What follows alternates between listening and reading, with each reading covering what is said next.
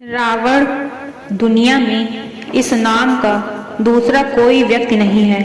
राम तो बहुत मिल जाएंगे, लेकिन रावण नहीं। रावण तो सिर्फ रावण है।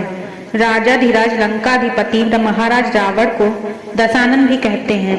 कहते हैं कि रावण लंका का तमिल राजा था। सभी ग्रंथों को छोड़कर वाल्मीकि द्वारा लिखित रामायण में महाकाव्य में रावण का सबसे प्रामाणिक इतिहास मिलता है। रावण एक कुशल राजनीतिज्ञ, सेनापति और वास्तुकला का मर्म ज्ञान होने के साथ साथ ब्रह्म ज्ञानी तथा बहु विद्याओं का जानकार था। उसे मायावी इसलिए कहा जाता था कि वह इंद्रजाल, तंत्र, सम्मोहन और तरह तरह के जादू जानता था। उसके पास एक ऐसा विमान था जो अन्य किसी के पास नहीं था। इस सभी के कारण सभी उससे भयभीत रहते थे। जैन शास्त्रों में रावण को प्रतिनारायण माना गया है। जैन धर्म के 64 श्लोक का पुरुषों में रावण की गिनती की जाती है। जैन पुराणों के अनुसार महापंडित रावण आगामी 24 में तीर्थंकर की सूची में भगवान महावीर की तरह 24वें तीर्थंकर के रूप में मान्य होंगे। इसलिए कुछ प्रसिद्ध प्राचीन जैन तीर्थ स्थलों पर उनकी मूर्तियां भी प्रतिष्ठित हैं। आइए जानते हैं रावण के बारे में कुछ महत्वपूर्ण बातें। पहली खास बात, क्या रावण के 10 सिर थे? कहते हैं रावण के 10 सिर थे। क्या सचमुच यह सही है? कुछ विद्वान मानते हैं कि रावण के 10 सिर नहीं थे, किंतु वह 10 सिर होने का भ्रम पैदा कर देता था। इसी कारण लोग उसे दशानन कहते थे।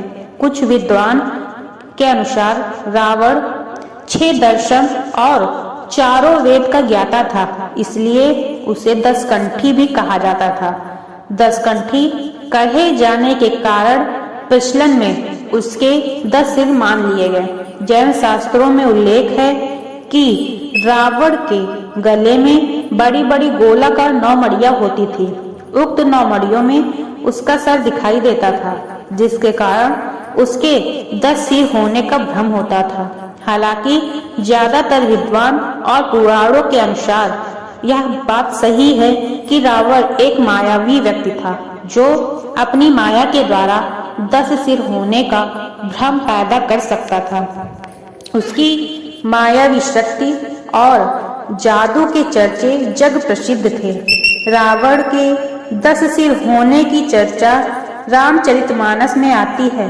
वह कृष्ण पक्ष की अमावस्या को युद्ध के लिए चला था तथा एक एक दिन क्रमशः एक एक सिर कटते थे। इस तरह 10वें दिन अर्थात शुक्ल पक्ष की 10वीं को रावण का वध हुआ था। इसलिए 10वीं के दिन रावण का दहन किया जाता है। रामचरितमानस में वर्णन आता है कि जिस सिर को राम अपने बाण से काट देते थे, पुनः उसके स्थान पर दूसरा सिर उभर आता था। विचार करने की बात है कि क्या एक अंग के कट जाने पर वहां पुनः नया अंग उत्पन्न हो सकता था? वस्तुतः रावण के ये सिर कृत्रिम थे, असुरी माया से बने थे। मारीच का चांदी के बिंदुओं से युक्त स्वर्ण मृग बन जाना, रावण का सीता के समक्ष राम का कटा हुआ सिर रखना आदि से सिद्ध होता है कि राक्षस मायावी था। वे अनेक प्रकार के इंद्रजाल जानते थे, तो रावण के 10 सिर और 20 हाथों को भी मायावी यह कृत्रिम माना जा सकता है। दूसरी खास बात, नाभि में जीवन। ऐसी मान्यता है कि रावण ने अमृत प्राप्ति के उद्देश्य से भगवान ब्रह्मा की घोर तपस्या कर वरदान मांगा, लेकिन ब्रह्मा ने उसके इस वरदान को न मानते हुए कहा कि तुम्हारा जीवन तुम्हारी नाभि में स्थित रहेगा। रावण की अजर अमर रहने की इच्छा रह ही गई। यही कारण था कि जब भगवान राम ने रावण से युद्ध किया तो रावण और उसकी सेना राम पर भारी पड़ने लगे। ऐसे में विभीषण ने राम को यह राज बताया कि रावण का जीवन उसकी नाभि में है, नाभि में ही अमृत है। तब राम ने रावण की नाभि में तीर मारा और रावण मर गया। तीसरी खास बात, रावण का परिवार। रावण ब्राह्मण पिता और राक्षस माता का पुत्र था। वाल्मीकि रामायण के अनुसार रावण पुलत्स्य मुनि का पोता था, अर्थात उनके पुत्र विश्वश्रवा का पुत्र था। विश्वश्रवा की वर्णवर्णिनी और कैकसी नामक दो पत्नियां थी। वर्णवर्णिनी के कुबेर को जन्म देने पर शौतिया दाहवश कैकसी ने अशुभ समय में गर्भ धारण किया। इसी कारण से उसके गर्भ से रावण तथा कुंभकर्ण जैसे क्रूर स्वभाव वाले भयंकर राक्षस उत्पन्न हुए। ऋषि विश्वश्रवा ने ऋषि भारद्वाज की पुत्री से विवाह किया था, जिनसे कुबेर का जन्म हुआ। विश्वश्रवा की दूसरी पत्नी कैकसी से रावण, कुंभकर्ण, विभीषण और शूर्पणखा पैदा हुई थी।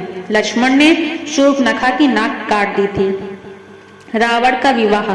कुबेर को बेदखल कर रावण के लंका में जम जाने के बाद उसने अपनी बहन शूर्पणखा का विवाह कालका के पुत्र दानवराज विद्युजीवा के साथ कर दिया।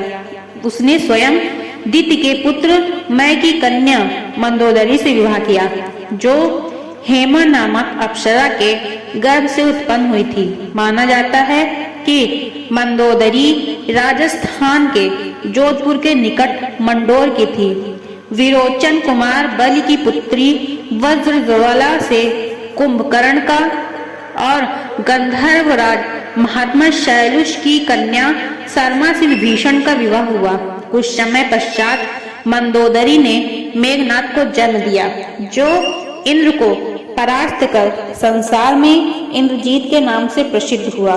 मंदोदरी से रावण को पुत्र मिले, इंद्रजीत, मेघनाथ, महोदर, प्रहस्त, विरूपाक्ष, भीकमवीर। ऐसा माना जाता है कि राम रावण के युद्ध एकमात्र विभीषण को छोड़कर उसके पूरे कुल का नाश हो गया था।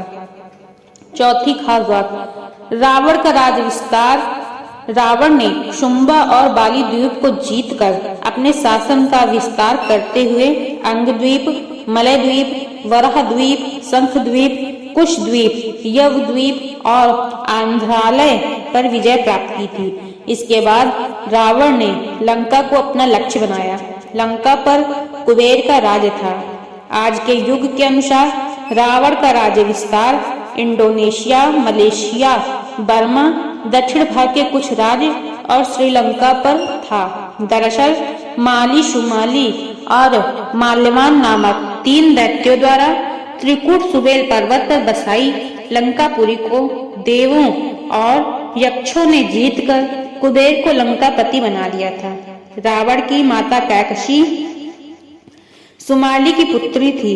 अपने नाना के उकसाने पर रावण ने अपनी सौतेली माता इलविल्ला के पुत्र कुबेर से युद्ध की ठानी, परंतु पिता ने लंका रावण को दिलासा दी तथा कुबेर को कैलाश पर्वत के आसपास के त्रिविष्टित क्षेत्र में रहने की आज्ञा दी।